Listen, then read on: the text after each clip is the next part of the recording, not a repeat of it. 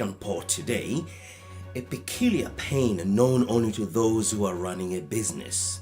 My name is Phillip Nyakpo, and our guest on AfricanPod is a pharmacist and a business owner who knows the aggravations of being in business. He will tell us about his experience trying to establish a business in Africa, the incredible challenge he faced, and what it takes to prevail. It is the good news and the bad news about Africa here on AfricanPod.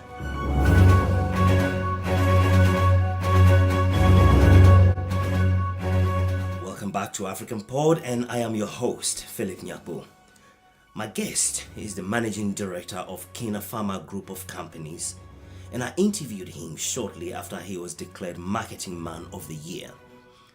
And listen to this, that was in the year 2004, about 12 years ago, and it was subsequently broadcast on Sky TV in Ghana. So why is this interview relevant today? Because not much has changed regarding the unique challenges faced by entrepreneurs like him who employ hundreds of people. They are often frustrated by a hostile business environment, a banking system that mostly flees hardworking people, as well as mindless government regulations and sheer lack of support. Then there is the pervasive, drunken, and blinding politics that undermines business. The interview has references to currency valuations as well as situational facts that reflect the realities on the ground a decade ago. These, of course, should be taken in the appropriate context. At the time of the interview, Kofi Poku had been running his group of companies for 15 years. I started by asking him to reflect on his journey as an entrepreneur. It's a long story. We started in late 1989 when I left the walls of the university after having a very good job to set up on my own. A destiny that I took upon myself and did not know where I was going. But today I am there. Didn't know you were going to end up here, but what fired your desires when you started the journey? You see, if you start looking and you begin to get, then you develop the appetite to get more. So as you try to get more, you end up chasing. And every day you chase, you are in the next level. So I keep climbing the ladder. For me, I've not reached there yet. I'm somewhere in the middle. So I'm waiting to get to the top, even though I've been voted as being on the top. Personally, I don't think I'm there. There's more. Well, tell me about your days at the Kwame Nkrumah University of Science and Technology in Kumasi. Why did you go into pharmacy anyway? Why did you decide to study pharmacy? You see, at the sixth form level, I was very good in mathematics as one of the subjects. I thought I was going to become an engineer, specifically civil engineer. When we had to fill the form for the university, I decided to buy 3 forms because normally you don't have the exam results, so you don't know where you'll be chosen to do the course.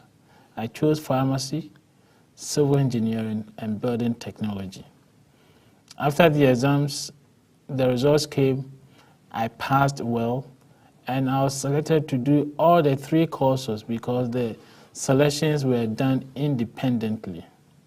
I went to the university, started civil engineering for the first day, but I asked myself, after school, if I had to be on my own with civil engineering background, what could I do?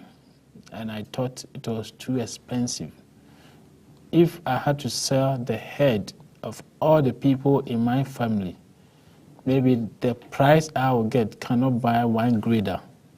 So it was pointless for me to spend so much time and wanting to be an entrepreneur myself could not end up there. So I decided to opt for pharmacy, where I thought after school One of the shops that you always see on the roadside, pharmacy shop, which is a small business, I could end up having one. That is why I went to do pharmacy. I see. Well, you don't look like a man of many talents, but you got to move from being a pharmacist to a drug manufacturer and now a marketer. And your company is the Kina group of companies, right? Kina Pharma, which is a household name in Ghana. How did that transformation come about? You see, when I was teaching at the university, I was very good at teaching. My superiors apparently were shocked when I decided to leave the walls of the university because they thought I was a good material. But for me, it was a wrong place. I thought, having trained as a pharmacist and having taught students how to make medicine, it was a time for me to really put it into practice. After this, the salary was also not good enough to sustain what life I wanted to lead. Therefore, I took the risk of setting up a small retail pharmacy so that I could grow it as a chain pharmacy in Ghana. In 3 years, I established 3 pharmacies in Kumasi. During the 4th year, I came to Accra to establish an additional one. Then I realized that the retail chain was not ideal for me.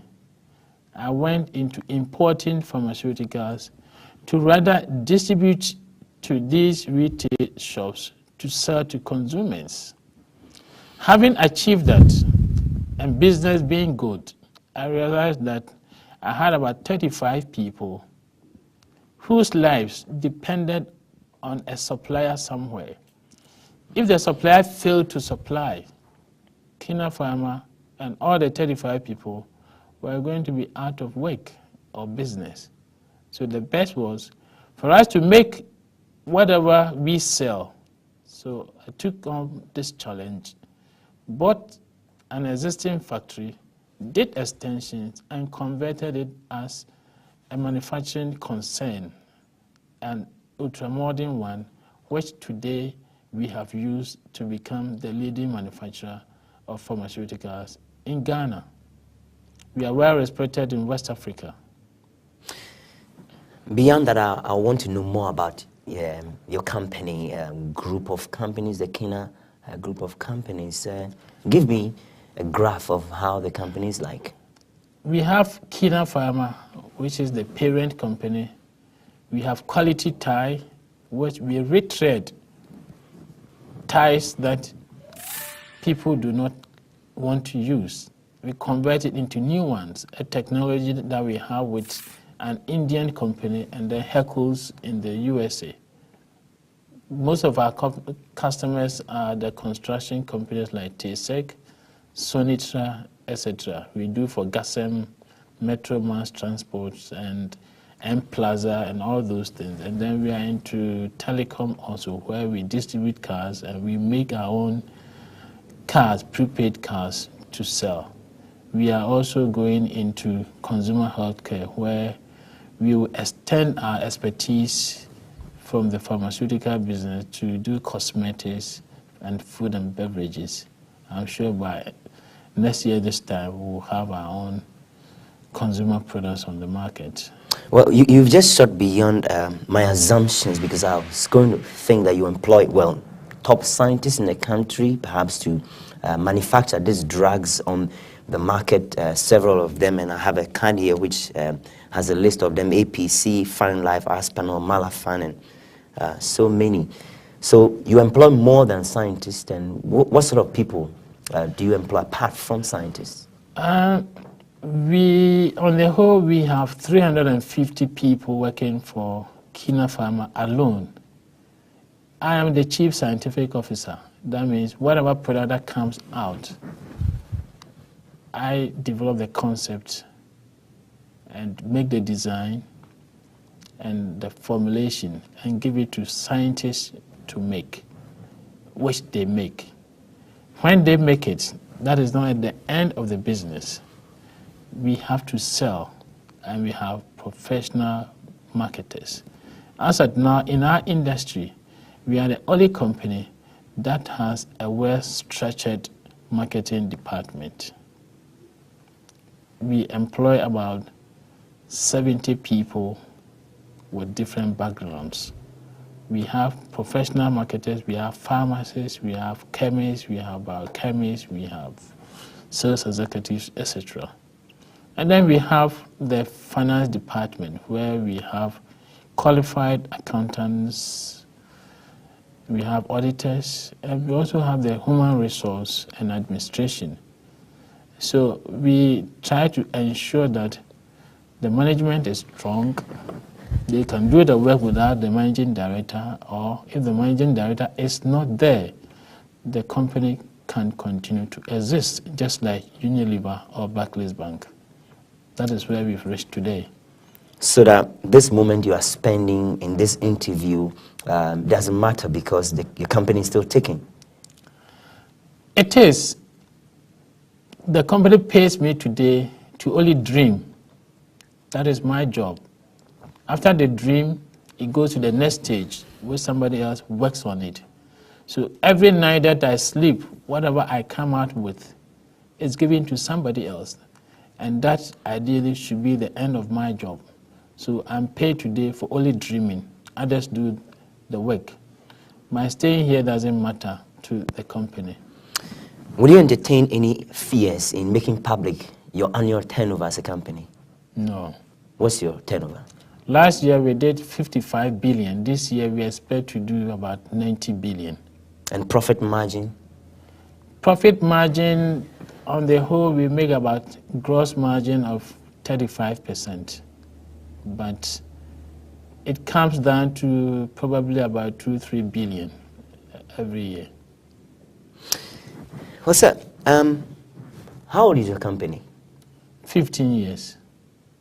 In 15 years, you've gotten this far. In your experience, what would you say are the challenges involved in bringing about growing business in Ghana? It's enormous. The list is long. Too many problems. But one still has to overcome. What are those problems? See, let's look at it this way. If you want to do a business, if you have an idea and you want to go into business, the idea is there. The next thing you need is money. If you want money, it's just impossible in Ghana. Take yourself as a fresh graduate from school.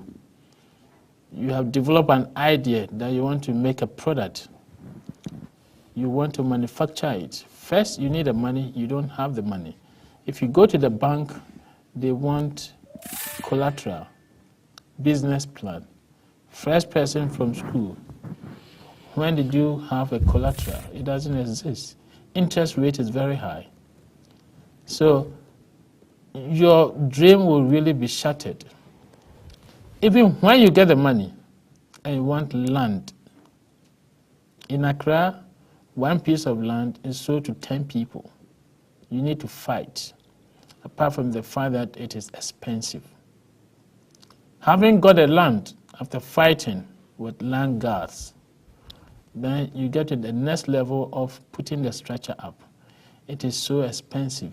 1 acre of land of where Kina Farmer is situated is $250,000.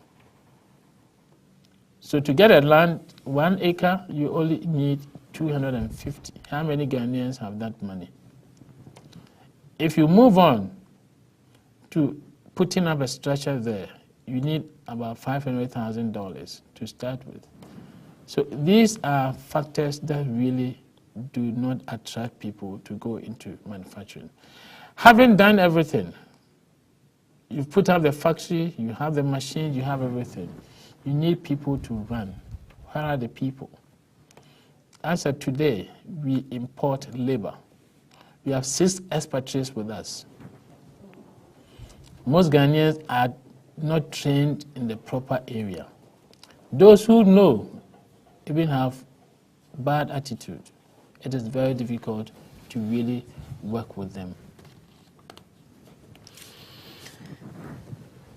If you want to import anything into the country, taxation is complex. If you want anything from the ministries, bureaucracy is there. Sometimes you get fed up. If you want to sell, we don't have sufficient population. If you want to export, there's not much incentive. So all these factors really affect one to grow in this market. Notwithstanding, we are still pushing. And notwithstanding pushing, how were you able to push efficiently, profitably to this point? Because people who've been in business 15 years, you can count on one hand. How many of them can tell success stories like you? See, it is said that many businesses do not last after 5 years. Very few will sustain in the whole world. There are certain key ingredients that most entrepreneurs forget. You start a business, you have to focus on the business. Most people see, oh, Kina, they are into something else, but they see Kina Pharma making money. They don't know what is in it. They jump onto it and want to do the same. No expertise there. Honesty. People get credit, they borrow from the bank, they get products from suppliers, they make it, they sell it, they make the money, big cars, big buildings, beautiful women. So at the end of the day, they don't pay back. Commitment. Business is going well, they are making the money, they forget the source of the money because the money is coming. So they are not really committed to the work because they are making the money until the tap is closed. And then you come to sacrifice. He's a graduate, he's a big man, he wants nice cars, nice everything, he wants to be saved. He is not prepared to understand the meaning of opportunity cost. If I delay this today and use the money for something else, what will be the returns? Can I get what I want today, or can I postpone? Or can I spend more time in the business? When people also start making money, you forget who provides the money, who provides the strength, who provides the brain. It is not by your might, it's not by your beauty or handsomeness. It is by the grace of God. One does not have to forget the Almighty God. Well, let's come down into secular matters. What did it mean to you when President Kufuor said that, well, government pretends to be paying the people, workers, because we know government is the biggest employer in Ghana, and that people also pretend to work? What did it mean to you when the president said that? You see, in Ghana, let's look at the ministries. What time do they come to work? The person comes to work at 10 o'clock. The first thing he starts doing is to read the newspapers. Then he sends the secretary for breakfast. By the time he finishes all these, it is time for lunch. He goes out for lunch, comes back at 3 o'clock. After 3 o'clock, he has to go and pick the children. So what is the net effective hours the man has put in? Almost zero. So what kind of salary do you expect for 0 input, nothing. That is why we have this situation. Government knows that people are not working, and the people think they are working. They know that they are not working. They think my salary is small, and that is why. But naturally, you must put in before you earn. You don't expect to be paid well before you deliver. If your boss sees that you are performing, most of the time you don't need to go to the boss to request for additional salary. The boss sees and the boss will pay. If people put in much effort, I'm sure government will pay more. But for now, if I am President Kufuor, I'll reduce the salaries of those people. Kofi Nsiampoku, Managing Director of Kena Group of Companies. Well, and as I said, he worked for the United Nations, the agency called the World Health Organization. So, why did the World Health Organization need you? You see, in this world, if you do things and you do them properly, you think you are not noticed. I came out with a product that had existed for ages before you and myself were born. I changed how the product is being made, but to conform to how it is being used. I made it so simple.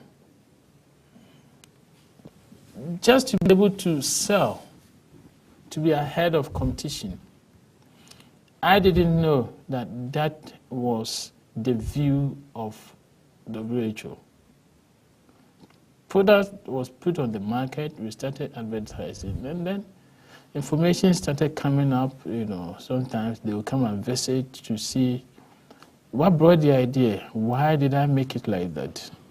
And they have adapted that kind of packaging for the treatment of malaria. And they want to extend this to other countries. Which particular product are you talking of? I would love to know. It is Quinaquine 442. Oh, which was your idea? That is my idea. See, originally, there are 10 tablets of chloroquine you take. You take 4 first day, same time the next day you take 4. Same time the third day you take 2. But you see, the product is bitter, so people don't want to take it. You are taking 4 tablets at the same time. People do not take. They only lie to doctors they have taken. So I said, well, if these are the problems with patients, then why don't we make the 4 tablets 1 tablet? So the patient thinks he's taking 1 tablet, but he's taking the 4 tablets originally. Patients think it is too bitter. So why don't I coat it? So when you swallow, there's no bitterness. But it goes to the stomach to do the work. See, research was conducted at a place where we have the Quinaquine 442. Compliance, that means patients who take the right dose when they are taking or they have malaria, was 78%. Another area where it didn't exist and the conventional one existed, compliance was 25%. Doctors were giving wrong prescriptions, but when the 442 came into being, there is no way for the doctor to give the wrong prescription because the patient is taking 1 daily, and it is only 1 tablet. So it became easier. Well, so you were noticed. Well, in your work for the United Nations and for your company in particular, I'm sure you've gone around the world, and some parts of those worlds are called developed nations, while ours, Ghana, is called developing nation. Really, what's the difference between the businesses and the populations there, the people there, and here? That brings about, the difference that we're poor and they are rich. when I associate with them, when we sit and discuss about anti-malarials, they get surprised that I have the knowledge. But do we make use of the knowledge we have? We have too much attitude problems. We are not prepared to work hard. We are not prepared to sacrifice. We are not honest in most of our dealings. For example, we employ a white person. Most of them, about 90%, will say, I want this salary. Can you pay me? No, I cannot pay. I can pay this much. The man accepts the amount and he works for it. If we employ a Ghanaian today, he accepts the salary you are going to give him. He comes into the job and begins to look at what you are earning and think you should earn better than that. And therefore, he begins with an attitude by not really being effective and playing games with the work. So these are the minor problems we have. They are minor, really, in terms of the brain we have, but we are not able to put it together to get somewhere. And you call it attitude now. It is what has contributed to that attitude? What has made it into a mass? Well, I came to meet it. I never knew it existed until I established my own business. You see, it's become like food, you know. Human beings, we need food daily. So since we need food daily, we eat the food daily. And therefore, this attitude has been there. And it has moved from one generation to generation. So it is in our blood. Only few countable Ghanaians do not have it and can really achieve something. As a researcher, have you ever tried to find out what contributes to it, the reason for it, you know, the basis for it? See, most Ghanaians like the easiest way out. And if you want the easiest way out, then you are not prepared to work hard, to be committed, and to be honest. Until we remove these from the minds of the people, we are not going to get anywhere. We will still be as we are. And probably the white people will create more gap. Well, and the people mean the present generation and the ones yet to come. What should they be imbibing right now? And who should be dispensing it? What should they be taking in right now to change that attitude, to make it better? See, I think this is too big for the government. It must come down to parents. If you give birth and you start training the children the way you want, at the end of the day, they will toe the line.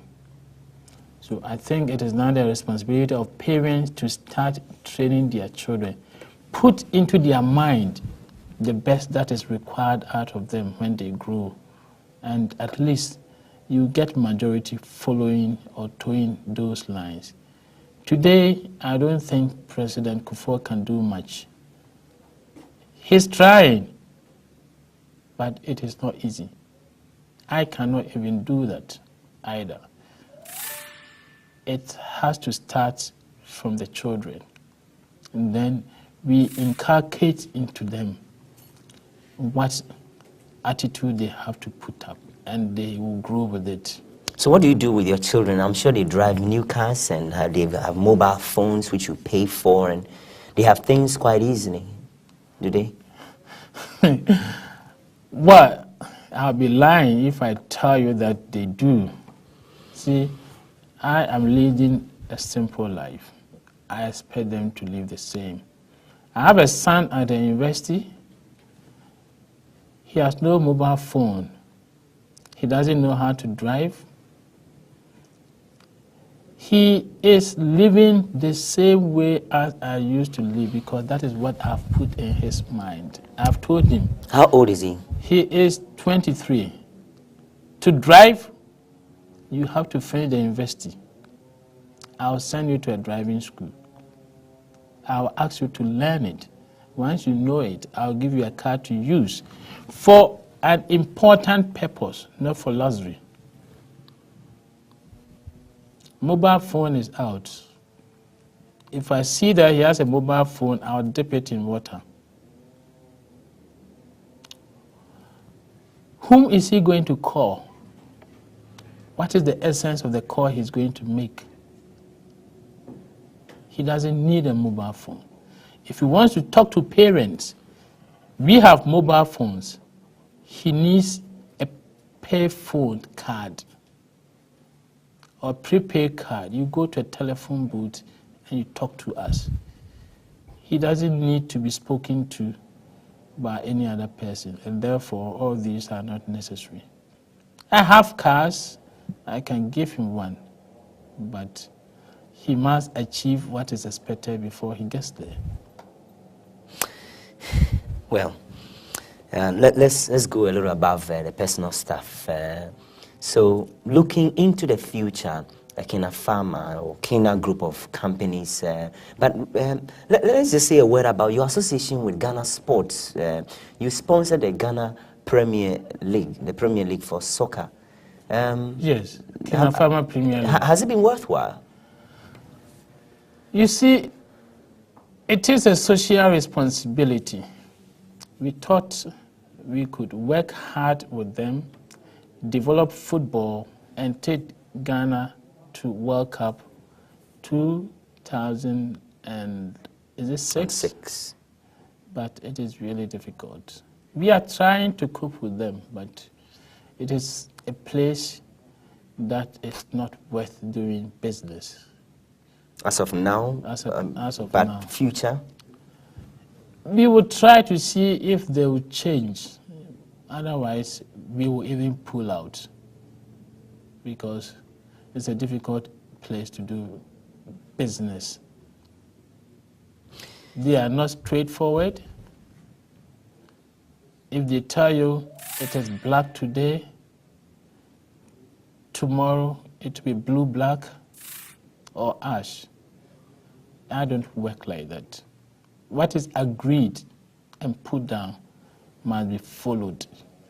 I give money and I must have benefits. If you take the money, you are obliged to give the benefits. You don't tell stories.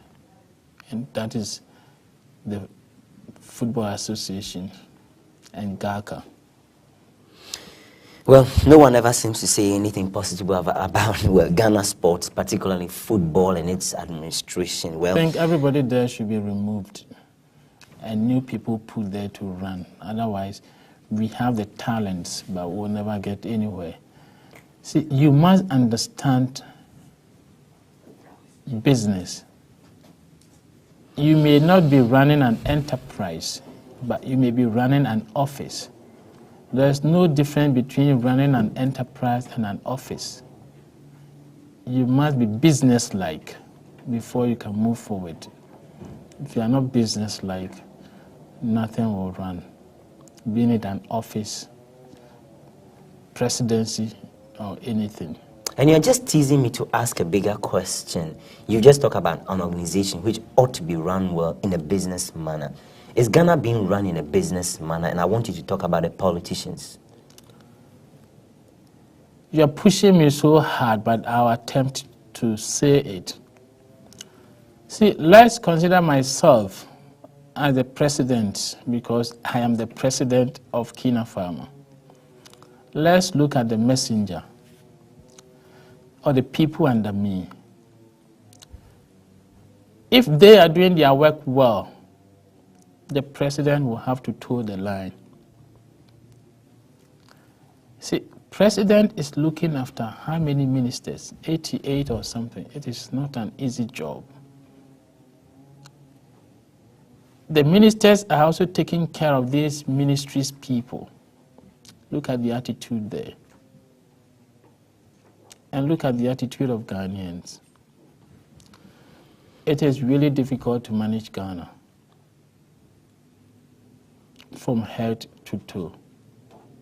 Do the politicians have what it takes to manage it in the face of all the challenges? I would say some do, some may not. Majority is it the majority that has or the minority? I am not too much deeply into politics, so I don't follow it too closely because my time is really deep into Kina Pharma. But I think there are some good people there, but see, if you have good people, you need good people to work with and you need good people to manage. How many do we have in Ghana? Well, let's talk about the business you love most, the Kina Pharma. What's its future? Because earlier in this program, you were talking about going into so many other areas and doing so many other things. The future of Kina Pharma? We want to be the pride of West Africa. We want to be in every West African country. We want every West African to use a product from Kina Pharma. And that is the name I want to leave behind. Well, and maybe it will be good to let people know that you've just come into Takoradi. Well, in 2004, you've moved to Takoradi. Why have you become interested in Western region 15 years after your business started? Basically, I am a Kumasi man. I've been here, this is my third time. First time I was passing. Second time, I came to look at the facility here. It is only yesterday that I slept here. See, we have covered everywhere in Ghana, and we think this is the time we have to bring the good quality products of Kina Pharma to the doorstep of people in the West. And that is why I am here today. And I know people in Western region will be saying you're going to discover soon that the best comes from the West, and sometimes the best comes last. I have started feeling it, and I'm sure it will continue. Well, and feeling it with Sky TV on the hot seat here, and the man that's just been closer to you now is Kofi Nyakpo, Managing Director of Kina Pharma. Thank you very much for coming. Thank you. And all the best. In another 15 years, we'll see you. The more things change, the more often they remain the same. In many cases, they become worse than before. But then there are a few who, in spite of it all, still make a difference. My guest, the Managing Director of Kina Pharma Group of Companies, Kofi Nyakpo, made a difference. For more on the good news and the bad news about Africa, subscribe to the AfricanPod on iTunes podcast. On YouTube, search for AfricanPod. Follow us on Twitter at AfricanPod. AfricanPod is available on Google's Android podcast. Also on TuneIn Radio. Just search for AfricanPod and you can listen for free. Contact AfricanPod by going to our website, africanpod.com. AfricanPod is everywhere on the internet and you can't miss it. My name is Phillip Nyakpo and thanks for listening.